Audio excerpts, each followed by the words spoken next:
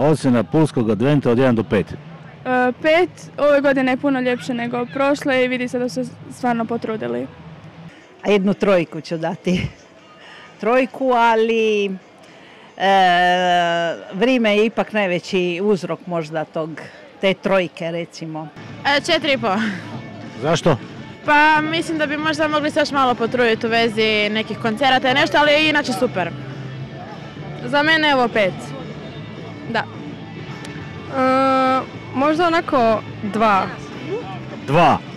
Zašto 2? Pa ne znam, nema baš ničeg za izaći, pogotovo za nas mlade i fali rock'n'rolla.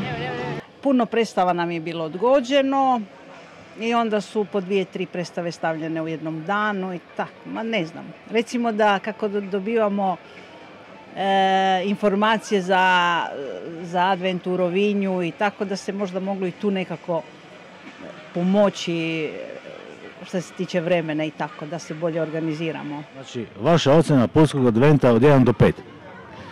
4. Isto tako 4. Stvarno je ovdje super uređeno, sve je veselo, ima djeca se zabavljaju sve. Međutim, mislim da su ipak malo cijene previsoke, evo. I za naše mogućnosti.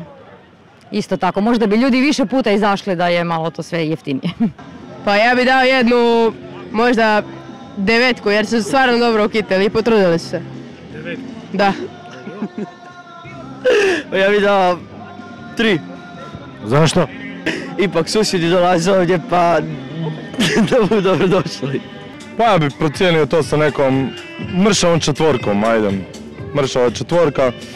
Malo nas je vrijeme iznenadilo ovih prvih 15 dana, ali evo kasnije stvarno ljudi su se spustili u grad i evo stvarno i malo su nam bolje i okitili cijeli grad što se tiče Pula Film Festivala, malo su se potrudili stvarno, evo nemam neke baš određene primjedbe. I možda taj parking koji su, mislim da su morali nam pružiti taj besplatan parking u cijeli 12. mjesec, ali evo dali su ga poslije 5 sati, ali naravno sad su se ljudi spustili u grad, evo puno je bolje i ovaj vikend je bilo odlično, stvarno se ne možemo požaliti. Čekamo taj doček i nadamo se dobrom vremenu.